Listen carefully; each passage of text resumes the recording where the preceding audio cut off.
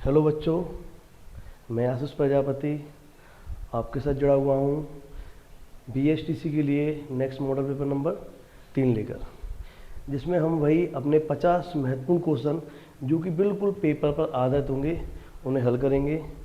ठीक है, तो शुरू करते हैं ज़्यादा समय ना खराब करते हुए।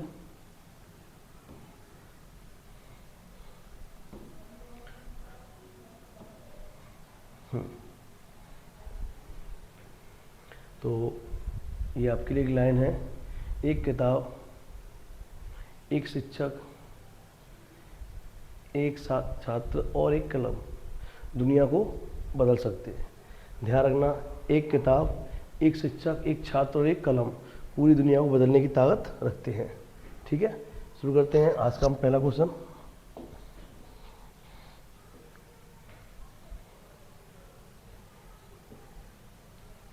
हाँ, तो पहला क्वेश्चन है आपका एनालॉजी का।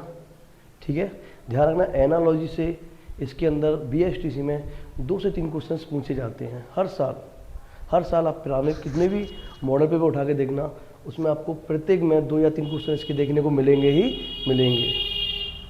तो पहला क्वेश्चन है, कैंची का संबंध जिस प्रकार से है कपड़े से। अब बेटा, कैंची का कपड़े से संबंध क्या होता है? कैंची का कपड़े के साथ क्या संबंध होता है? तो कैंची का कपड़े संबंध होता है, कैंची किसे काटती है? कपड़े को काटने की यूज में ली जाती है। तो उसी प्रकार क्या पत्थर से ग्राइंडर काटा जाता है? बिल्कुल नहीं। ग्राइंडर से पत्थर काटा है, लेकिन पत्थर से ग्राइंडर नहीं काटा जा सकता है। क्या छुरी से पत्थर काटा जाता है? नहीं काटा जाता। क्या बंदूक से कुछ शिकार किया जाता है? किया जाता है, लेकिन यहाँ पर जो है कुल्हाड़ी से क्या काटी जाती है? लकड़ी क्या काटी जाती है? तो आपका आंसर नंबर क्या हो जाएगा? 20 का बिल्कुल करेक्ट आंसर हो जाएगा। नेक्स्ट क्वेश्चन आपके सामने है, 271 का संबंध जिस प्रकार 150 के साथ है, उसी प्रकार 480 का संबंध किसके साथ होगा? ये क्वेश्चन आप करके मुझे बताएंगे। आगे बढ़ते हैं।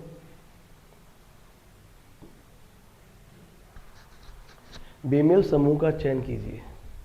अब ये वही आ गया वर्गीकरण का क्वेश्चन।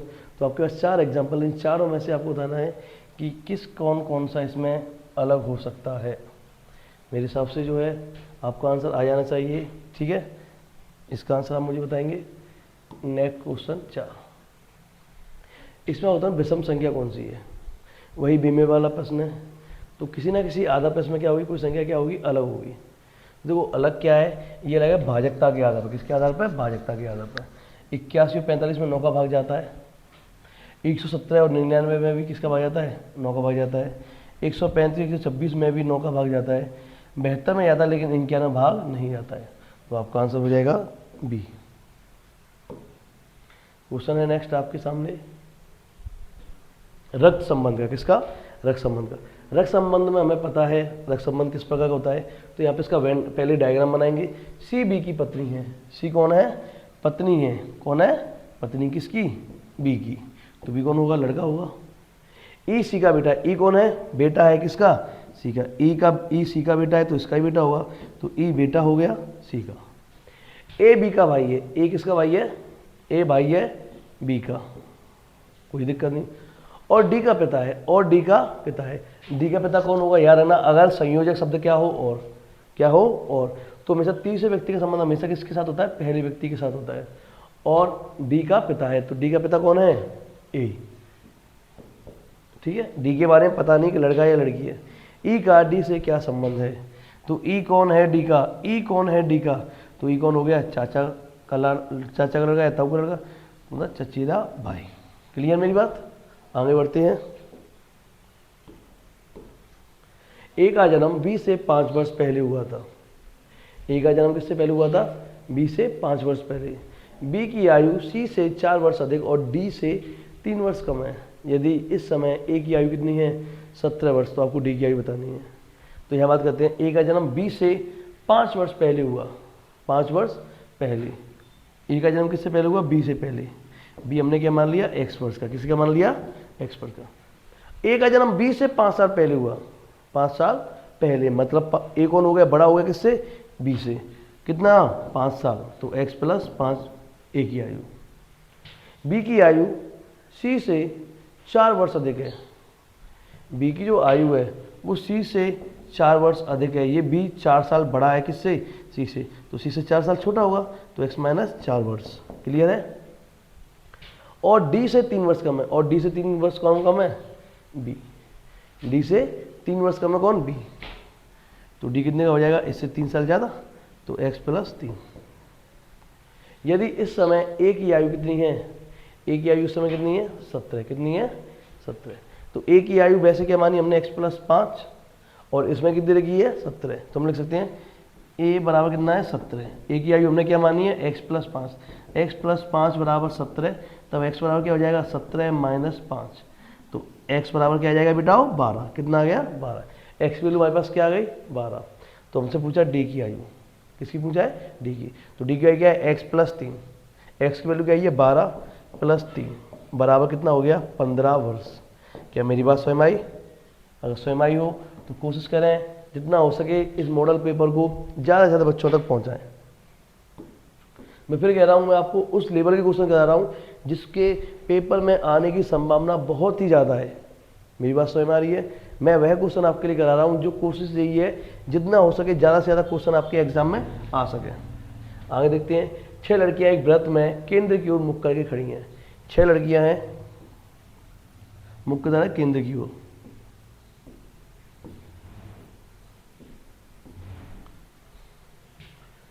बिंदु बीजी के बाई ओर है। बिंदु कहां पर है? बीजी के बाई ओर। बीजी के बाई ओर कौन हो गया? बिंदु। ठीक है। रेखा बिंदु और ममता के बीच बैठी है। रेखा कहां बैठी है? बिंदु। रेखा कहां बैठी है? बिंदु और मुमताज के बीच में। तो मुमताज यहां जाएगी। जैसा बिजी और निर्मला के बीच। जैसा कहां बैठी है? जैसा बैठी है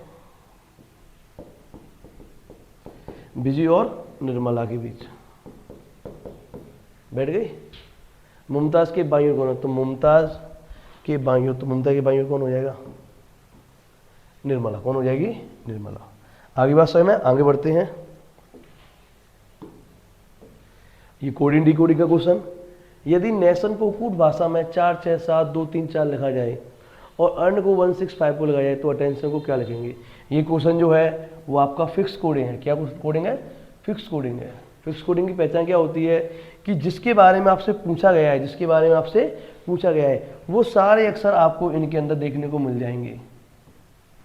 तो ए का हो जाएगा 6, डबल टी का क्या है यहाँ पर 7, तो डबल टी। ई का क्या है 1, एन का 4, टी का TIO1। पीछे के देख लो 7 2 3 4। क्या आपको कोई ऐसा ऑप्शन मिल रहा है क्या? मेरे हिसाब से आपका आंसर स्वयं आ गया होगा। Answer number D. क्लियर? दिशा परीक्षण का क्वेश्चन है। सोमू एक स्थान ए से सीधा बी तक 12 किमी गया। सोमू एक स्थान ए से सीधा बी तक 12 किमी गया। एक स्थान ए से सीधा कितना गया? 12 किमी। कोई पता नहीं किस दिशा में जा रहा है। वह दाएं घूमा। और कितना क्या घूमा? दाएं, मतलब नीचे की ओर। और कितना? 8। कहां पहुंचा? सी पर। कहां पहुंच गया? यहां पे सी। ये बी है। उस स्थान से वह दाएं घूमा, फिर से कहां घूमा? दाएं। कितना चला? 6 किमी। ठीक है। ये कौन सा स्थान आ गया? डी। कौन सा आ गया? डी। अब वह आरंभिक स्थान से कितनी दूरी पर है? आरंभिक स्थान से कितनी दूरी पर है? तो आरंभिक स्थान से हम क्या करेंगे? आरंभिक स्थान ये रहा, ये यहाँ पर खड़ा है। तो आरंभिक स्थान से कितनी दूरी? ये दूरी हमें निकालनी है। तो ये निकालने के लिए बराबर कर देंगे इस तरह से।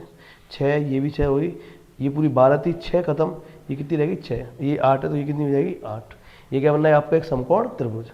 क्लियर है? समकोण त्रिभुज में 90 डिग्री के सामने क्या होता है? कर्ण। तो हमें क्या निकालना? कर्ण। लंब कितना है? 8, आधा कितना है? 6। तो सीधा सीधा आप कर देंगे। AD की जो दूरी होगी वो अंडर रूट में 6 का स्क्वायर प्लस 8 का स्क्वायर। 6 का स्क्वायर 36, 8 का स्क्वायर 64। जोड़ने पे क्या आ जाएगा? अंडर रूट में 100। तब अंडर रूट से बाहर निकाले तो कितना आ जाएगा? 10। तो AD कितना आ गया बेटा? 10 किमी। क्या मेरी बात समझ में आ गई? आगे बढ़ते हैं।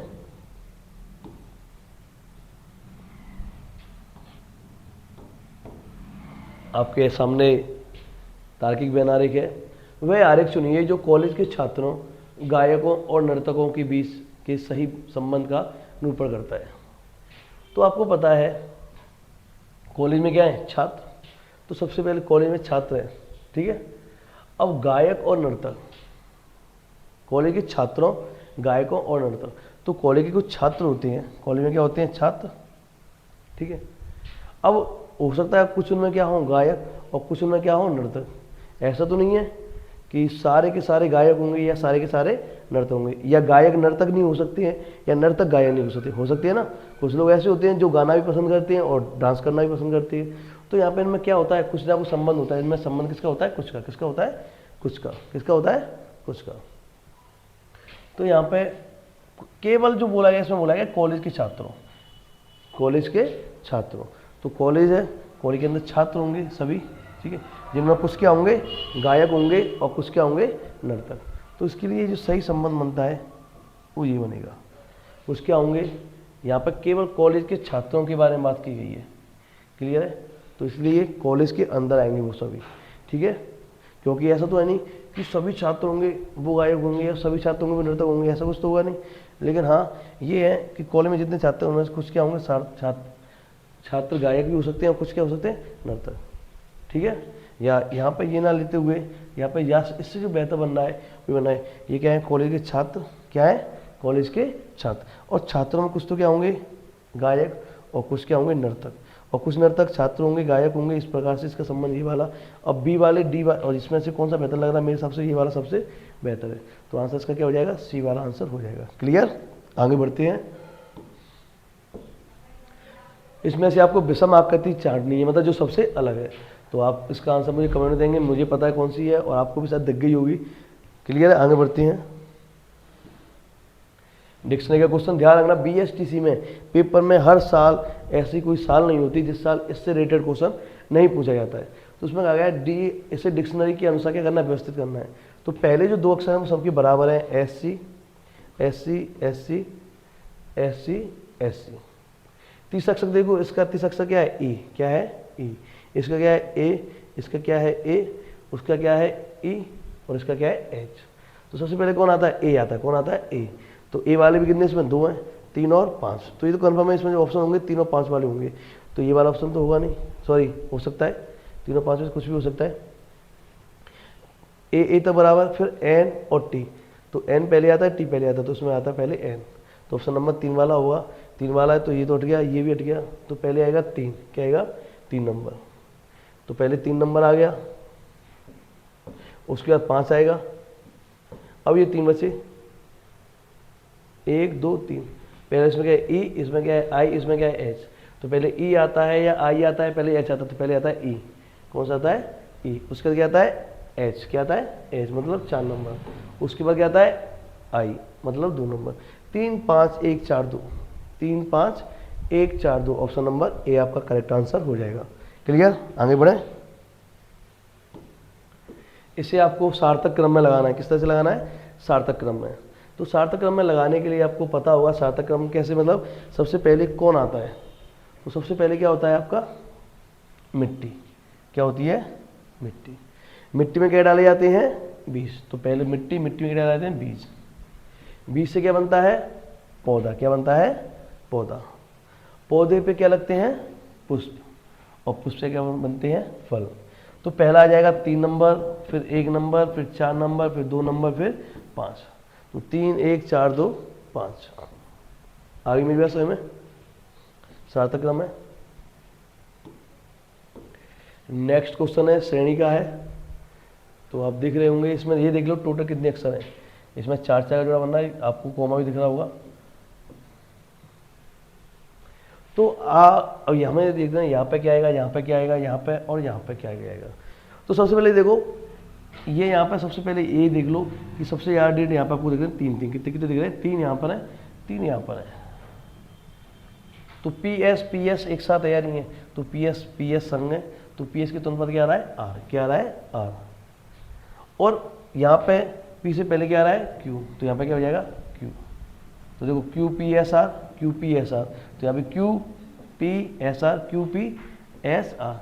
तो Q P S R answer हो जाएगा इसका ऑप्शन नंबर सी। क्लियर है, आगे बढ़ते हैं। आपको वो डायग्राम दिख रहा होगा जिसमें पूछा गया आपसे दिए गए विकल्पों में से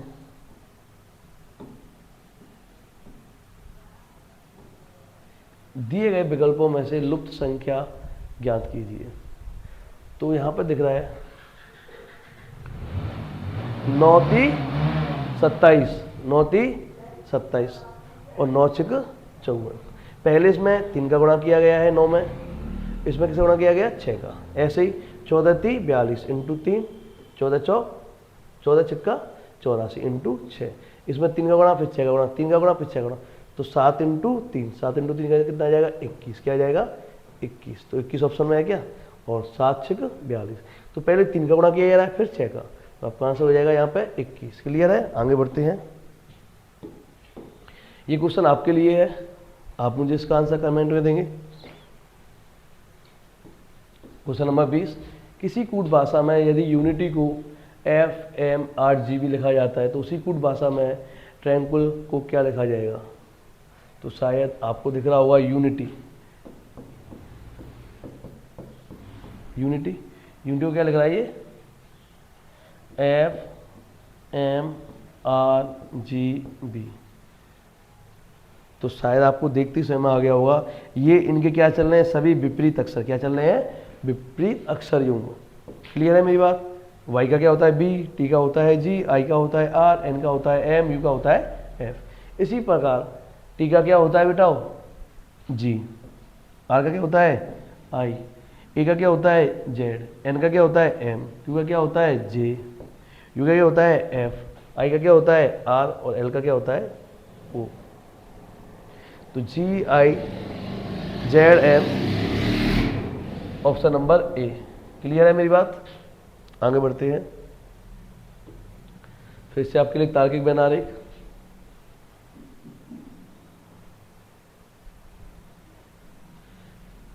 तो तार्किक व्यंजन आरेख आपको दे रखा है, आकृति जो है कंप्यूटर, जेरोक्स मशीन और क्या कार्यालय उपकरण है। ये उपकरण क्या है, ये उपकरण है। क्या है, उपकरण के बीच संबंध दर्शाती है। तो आपको पता है कंप्यूटर एक अलग होता है, जेरोक्स मशीन क्या होती है, जो फोटो कॉपी करने वाली मशीन होती है वो जेरोक्स मशीन होती है। कंप्यूटर आप जानते हो क्या होता है, और ये किस में आते हैं, कार्यालय उपकरण में। लेकिन कंप्यूटर और जेरोक्स मशीन का कोई संबंध होता है क्या, नहीं। कंप्यूटर एक अलग मशीन होती है अपने आप में, और जेरोक्स मशीन एक अलग मशीन होती है, दोनों का कोई संबंध नहीं होता है। लेकिन ये दोनों ही किस में यूज में आते हैं, हमारे एक कार्यालय उपकरण के रूप में कार्य में आते हैं। तो ये कार्यालय के अंदर एक जेरोक्स मशीन होती है और क्या होता है, कंप्यूटर। ये आपका आंसर नंबर सी। क्लियर है मेरी बात।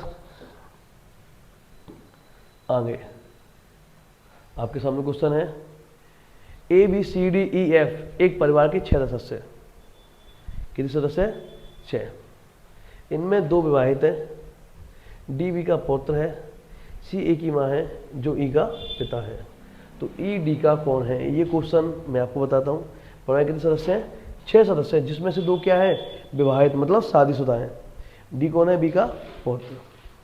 D कौन है, B का पौत्र। पौत्र कौन होता है, बेटे का बेटा। तो बेटे का बेटा, D कौन हो गया, B का पौत्र।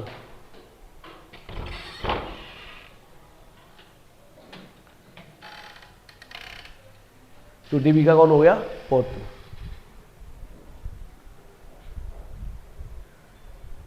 CA की कौन है, माँ। C कौन है, A की माँ, जो E का पिता है। E का पिता कौन है, A। E का पिता कौन है, A। E का पिता कौन है, A। C A की माँ है, जो E का पिता है। E का पिता कौन है, यहाँ पर A। तो C किसकी माँ है, A की, जो E का पिता है। C A की माँ, यहाँ पर 2 लोग हैं, ये कन्फर्म है, इसकी ये भी शादीशुदा है और ये भी शादीशुदा है। क्लियर है।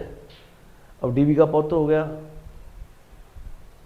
C A की माँ है, C किसकी माँ है, A की। तो C A की माँ है, तो यहाँ पे हो सकता है A यहाँ ले लें, समझते हैं अभी, ठीक है। C माँ हो गई किसकी, A की। अब देखो एक बात देखते हैं, C A की माँ है, ठीक है, जो E का पिता है, जो E का पिता है। जो ई का पिता, तो ई का पिता कौन होगा? ए। कौन होगा? ए। सी ए की माँ हो गई, ठीक है। जो ई का पिता है, ई का पिता कौन है? ए। ई यहाँ पर होगा, नहीं होगा? क्यों? क्योंकि ये कन्फर्म है ये इसकी माँ है, तो ये शादीशुदा है, ठीक है। और ई का पिता कौन है? ए, तो ये भी कौन होगा? शादीशुदा। तो यहाँ पर एक और बचा, कौन बचा? वो उसकी पत्नी होगी। कौन होगी? पत्नी। कौन बचा? ए हो गया, बी हो गया, सी हो गया, डी हो गया, ई एफ। क्लियर है? ई डी का कौन है? ई डी का कौन है? ई कौन है डी का? तो ई डी का कौन है? ई के बारे में पता लग रहा है कि लड़का है या लड़की है? नहीं पता लग रहा है। नहीं पता लग रहा है तो इसका भाई भी हो सकता है या बहन भी हो सकती है। आपका ऑप्शन नंबर डी। क्लियर? फिर पूछा गया है परिवार में कितने पुरुष सदस्य हैं? परिवार में कितने पुरुष सदस्य हैं? तो थोड़ा पीछे जाते हैं। परिवार में कितने पुरुष सदस्य हैं? एक पुरुष ये रहा, एक पुरुष ये रहा, एक पुरुष ये रहा, तीन तो हो गए कंफर्म। लेकिन चौथा वाला ये हो भी सकता है और नहीं, ये लड़का भी हो सकता है और लड़की, इसके बारे में पता नहीं है। तो उसका मतलब क्या हो गया? हम इसके बारे में तय नहीं कर सकते, तय नहीं कर सकते। तो ऑप्शन नंबर डी। क्लियर मेरी बात? आगे नेक्स्ट क्वेश्चन आपके लिए।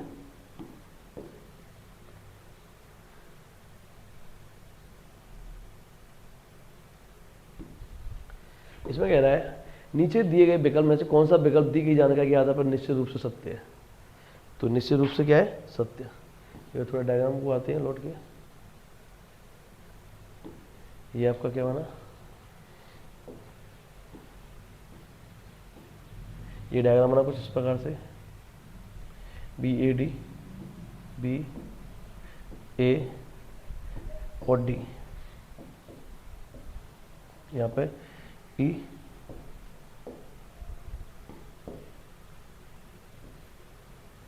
एफ सी,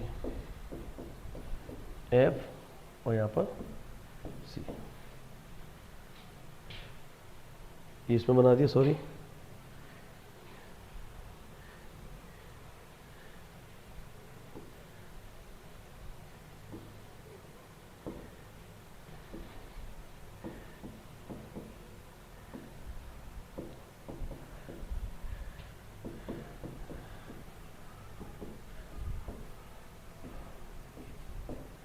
तो क्वेश्चन है कौन सा बिल्कुल निश्चित रूप से सत्य है? तो ई पौत्री है, ई पौत्री है बी की। ई पौत्री है क्या? हो भी सकती है और नहीं भी, पौत्र भी हो सकता है, पौत्री भी हो सकती है। तो ये वाला बिल्कुल गलत, निश्चित रूप से सत्य नहीं है, हो सकता है। सी माता है एफ की, सी माता है एफ की? नहीं, सी किसी प्रकार से माता नहीं है। सी कौन है? बहू है एफ की। बी पिता है ए का?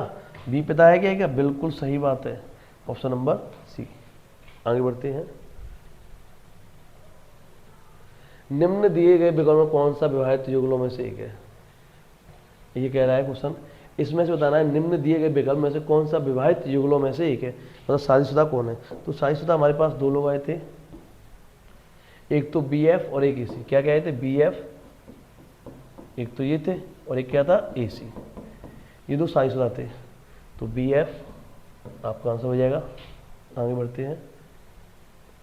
ए की पत्नी कौन है? ए की पत्नी कौन है? किसकी पत्नी? ए की पत्नी। तो आपको दिख रहा है ए की पत्नी कौन है? ए की पत्नी कौन है? सी। कौन है? सी। तो ए की पत्नी कौन हो गई? सी। ए की पत्नी कौन है? ए की पत्नी कौन है? इसमें ऑप्शन नहीं दिया गया है। ए की पत्नी कौन है? सी है। कौन है? सॉरी,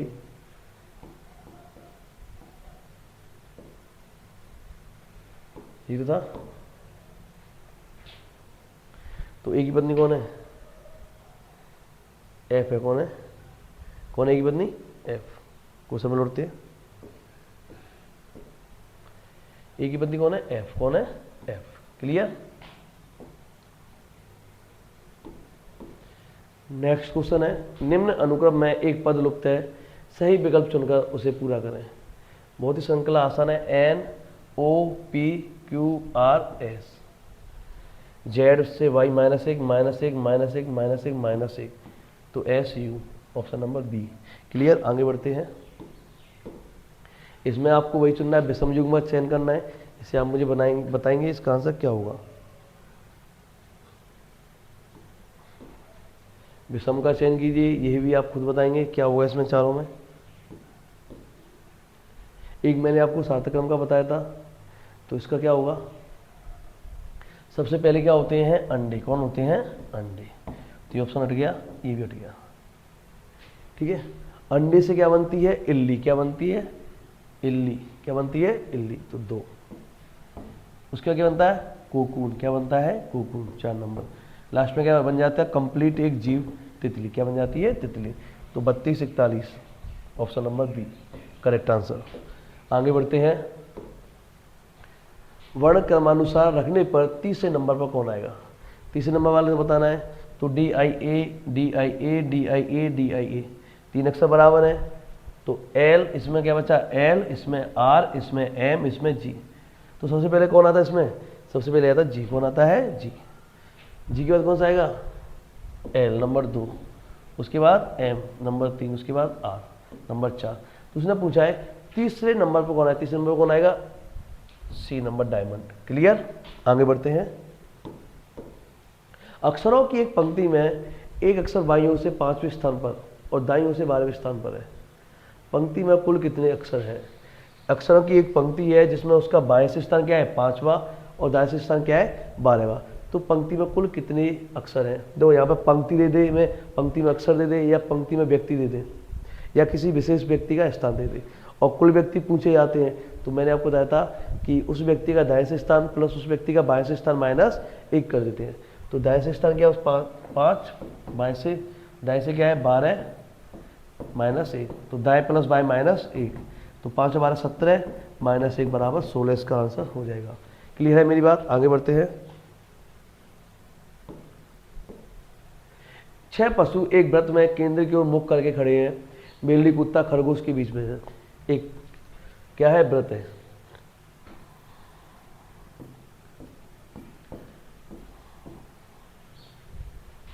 बिल्ली कुत्ता और खरगोश के बीच में है। मुर्गी तोता बंदर के बीच में है। कुत्ता तोता के बाईं ओर। कुत्ता कहाँ पर है, तोता के बाईं ओर। तो सबसे पहले इसमें एक व्यक्ति फिक्स दिखा में, कुत्ता तोता के बाईं ओर है। कुत्ता कहाँ पर है, तोता के बाईं ओर। तोता के बाईं ओर कौन हो जाएगा यहाँ पर, कुत्ता। अब आते हैं पहली लाइन पे।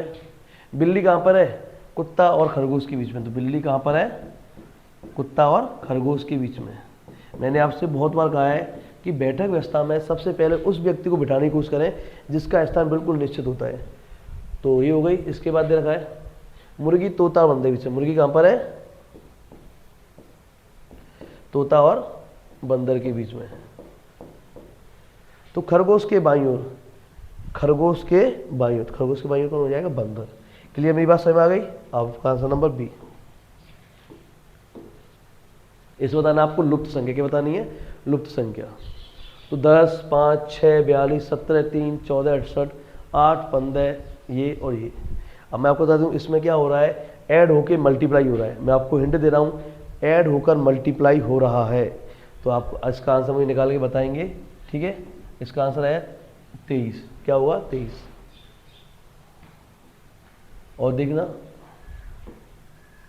फिर वही आपका कोडिंग डिकोडिंग। यदि नोट को PQVG लिखा जाता है तो टाइम को कैसे लिखेंगे। तो नोट को P, N का क्या बन रहा है P, तो N से P कितना बड़ा, N कितने पाता है 14, P कितने पाता है 16, +2 +2 +2 +2, समय क्या हो रहा है +2। तो T में +2 करेंगे तो V, +2 करेंगे तो K, +2 करेंगे तो O, +2 करेंगे तो G। VKOG option number B. यदि 1 जनवरी को क्या वार है, शुक्रवार, तो एक अधिवर्ष में मार्च का प्रथम दिन क्या होगा। इसने कहा है कि 1 जनवरी को क्या वार दे दिया, शुक्रवार दे दिया है, और ये वर्ष कैसी है, अधिवर्ष। यहाँ पर अधिवर्ष भी बोल सकता है, या अधिवर्ष को हम क्या बोलते हैं, लीप वर्ष बोलते हैं। क्या बोलते हैं, लीप वर्ष। तो उसने पूछा है तो मार्च का प्रथम दिन मतलब 1 मार्च को क्या वार होगा। क्या मेरी बात समझ आई। तो हम बात करेंगे 1 जनवरी से स्टार्ट करेंगे। तो जनवरी में कितने दिन होते हैं, यहाँ पर आपको पता होगा अच्छी तरीके से, जनवरी में होते हैं 31 दिन। 31 में से एक दिन हट गया तो कितने दिन बचे, 30। कितने दिन बचे, 30। फरवरी लीप वर्ष है तो फरवरी कितने दिन होते हैं, 29। मार्च की कह रहा है 1 तारीख को, तो 1 तारीख मतलब पहला ही दिन। बटे में 7, 30 और 30 60, 60 बट्टे 7, भाग देने पे शेष क्या बचा 4। तो हम 4 दिन आगे बढ़ जाएंगे। कितने आगे बढ़ जाएंगे? 4 दिन आगे बढ़ जाएंगे। तो शुक्रवार में आप 4 दिन जोड़ दो, तो शुक्र शनि रवि सोम मंगल, तो आपका आंसर हो जाएगा मंगलवार। क्या हो जाएगा? Option number D. क्लियर है? एक तरीका तो उसे करने का ये हो गया। दूसरा तरीका ऐसे करने का मैं आपको बताता हूं। ये जो आपके दिन आए हैं, आप इन्हें पूरे ना लिख के इन्हें केवल इसके विषम दिन लिख सकते हो। विषम दिन आपको पता होगा 30 दिन में विषम दिन कितने होते हैं? 2। 29 दिन में कितने होते हैं? 1, और 1 में 1 बटे में 7। कितने विषम दिन है? 4 विषम दिन है। 4 विषम दिन है तो शुक्रवार में क्या जोड़ दो? 4 दिन जोड़ दो, तब भी आपका क्या आ जाएगा? मंगलवार आ जाएगा। आगे बढ़ते हैं। दर्पण में देखी गई घड़ी 3:15 बजे का समय दिखाती है। जब हमने दर्पण में देखा तो घड़ी में कितने बज रहे हैं? 3:15 या 3:15। तो आपको बताना घड़ी में सही समय क्या होगा। तो आप अच्छे से जानते हो, अगर किसी घड़ी में दर्पण प्रतिबिंब का समय दे रखा है और वास्तविक समय पूछा जाए, या वास्तविक समय देकर दर्पण का समय पूछा जाए, किसका समय पूछा जाए? दर्पण का समय पूछा जाए, तो ऐसी स्थिति में इसे 12 में से घटा दिया जाता है। 3 15 को घटाएंगे इसमें से, तो आपका आंसर आ जाएगा 8:45। कितना आ जाएगा? 8:45। Option number B. क्लियर? फिर से रख संबंध क्वेश्चन। यदि के जे का भाई है, एम के की बहन है, पी एन का भाई है, एन जे की पुत्री है, तो पी का चाचा कौन है? आसान सा प्रश्न है, इसे आप कर सकते हो। फिर आपके लिए कथन निष्कर्ष का प्रश्न है। सभी पुस्तकें थैले हैं। जितनी भी पुस्तक है, जितनी भी क्या है? पुस्तक क्या है? सभी पुस्तकें थैले। क्या है? थैले। सभी बक्से क्या है? थैले। सभी बक्से क्या है? सॉरी,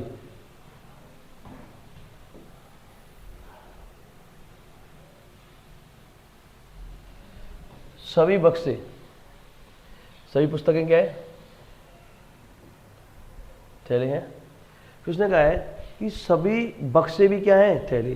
तो जितने बक्से हैं वो भी क्या है? थैले। तो हो सकता है इसके अंदर आ रहा हो, या इससे जुड़ा हो, या हो सकता है इससे अलग हो। तो सभी बक्से, लेकिन इसका संबंध हमें नहीं बताया है। तो अब देखते हैं, कुछ बक्से पुस्तकें हैं, तो कुछ बक्से पुस्तकें हैं क्या? तो कुछ बक्से पुस्तकें हो भी सकती हैं और नहीं भी हो सकती हैं, कोई मतलब नहीं है। दूसरा, कोई बक्सा पुस्तक नहीं है। कोई बक्सा पुस्तक नहीं है। तो मैं आपको ये बात बता दूं, याद रखना, अगर कोई प्रश्न के कथन कैसे हैं? सकारात्मक है। कैसे हैं? सकारात्मक। तो उनके निष्कर्ष कभी भी नकारात्मक नहीं हो सकते हैं। आगे मेरी बात समझ में? तो यहाँ पे ना निष्कर्ष 1, ना निष्कर्ष 2। आगे बढ़ते हैं। इसने कहा कुत्तों के कितने पैर होते हैं? 4। तो उसने कुत्तों की विशेषता बताई है, कितने पैर होते हैं उनके? 4। फिर कहा है टेबल के भी कितने पैर होते हैं? 4 पैर होते हैं। तो ये किसकी विशेषता है? टेबल की। अब कह रहा है मेजे कुत्ते हैं, तो मेजे कुत्ते हैं, इनमें कुछ संबंध है? नहीं है। हो भी सकता है, लेकिन कहीं भी इसी प्रकार से कुछ बोला गया कि इनमें कुछ संबंध दिख रहा है? नहीं है। क्या कुत्ते मेजे हैं? क्या कुत्तों का मेजे को संबंध बताया गया? बिल्कुल नहीं बताया। बस केवल ये बताया गया है कि इसके भी 4 पैर होते हैं, इसके भी 4 पैर होते हैं, लेकिन कोई ऐसा संबंध नहीं बताया गया कि ये कहीं ना कहीं एक दूसरे से जुड़े हुए हैं। तो जब तक किसी का संबंध पूरी रूप से नहीं बताया जाता है, तो हम अपने आप से निष्कर्ष नहीं मान सकते हैं। तो ना निष्कर्ष 1, ना निष्कर्ष 2। आगे बढ़ते हैं। हाँ, क्वेश्चन आपके सामने है, जो आपको आरेख दिख रहा है, जो व्रत है, जो व्रत वो किसे बता रहा है? मजबूत आदमी। किसे? मजबूत आदमी। फिर आपको जो वर्ग है वो छोटे आदमी। ये किसे बता रहा है? छोटे आदमी। ठीक है। और त्रिभुज बताता है आपके सैनिक अधिकारी। त्रिभुज किसे बता रहा है? सैनिक अधिकारी। ठीक है। तो उसने कहा है कौन सा सैनिक अधिकारी जो दर्शाता है, उसने कहा कौन सा सैनिक अधिकारी, तो वो सैनिक अधिकारी होना चाहिए जो छोटे हैं। जो क्या है? छोटे। छोटे हैं तो त्रिभुज में आना चाहिए, और किस में आना चाहिए? वर्ग के अंदर। लेकिन मजबूत नहीं है, लेकिन वो व्रत के अंदर नहीं आना चाहिए। व्रत के अंदर नहीं आना चाहिए। तो ये सारे हट गए, एक ही बचा ऑप्शन नंबर 2। तो आपका आंसर हो जाएगा डी। क्लियर? आगे बात समझ में? आगे बढ़ते हैं। ये क्वेश्चन आपके लिए, ठीक है, आसान सा प्रश्न है। चलो मैं ही बता देता हूँ, चाहे कोशिश करना, आप लोग करके देखना, नहीं आएगा तब मैं आपको बताऊंगा। वैसे आ जाएगा, आसान प्रश्न है। इसमें कह रहा है कौन सा समीकरण ठीक है? तो कौन सा समीकरण ठीक है, इसके लिए आपको सारे को क्या करना होगा, हल करना होगा। तो पहला मैं हल करके देखते हैं। 3 का भाग 24 में कितनी बार गया, 8 बार। आगे क्या है, माइनस 6 × 5 प्लस 1, 6 × 5 30 माइनस 8 प्लस 1, 30 में से 8 गया तो 22 प्लस 1, आपका आंसर नंबर 23। पहला ही आपका ऑप्शन नंबर सही है। दिए गए शब्द के अक्षरों में ऐसे कितने जोड़े हैं जिनमें उतने ही अक्षर हैं जितने अगली वर्णमाला में उनके बीच होते हैं। बहुत ही आसान सा प्रश्न है, मैं आपको हर मॉडल पे मैं ऐसे क्वेश्चन करा रहा हूँ, तो इसे मैं नहीं कराऊंगा, आप खुद करेंगे, उसका आंसर मुझे कमेंट में बताएंगे। नेक्स्ट क्वेश्चन है, प्लस और भाग को आपस में बदल दिया है, प्लस और भाग को, तो पूरे समीकरण 5 को 2 से बदल दिया जाता है। 5 को किससे बदल दिया जाए, 2 से। तो ये 5 के यहाँ पे तो क्या लिख देते हैं हम, 2, क्या लिख देते हैं, 2, 11 1 5 50, सॉरी 5 को क्या लिख देंगे, 2, क्या लिख देंगे, 2। और प्लस और भाग को आपस में बदल दिया जाए, प्लस और भाग को, और जैसे जैसे वो है, ये क्या है, प्लस तो भाग हो जाएगा,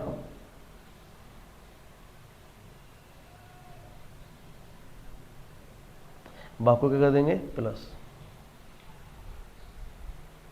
एक मिनट, सॉरी थोड़ा सा देखते हैं। इसने कहा है प्लस को क्या कर देंगे, भाग, तो ये क्या हो जाएगा, भाग,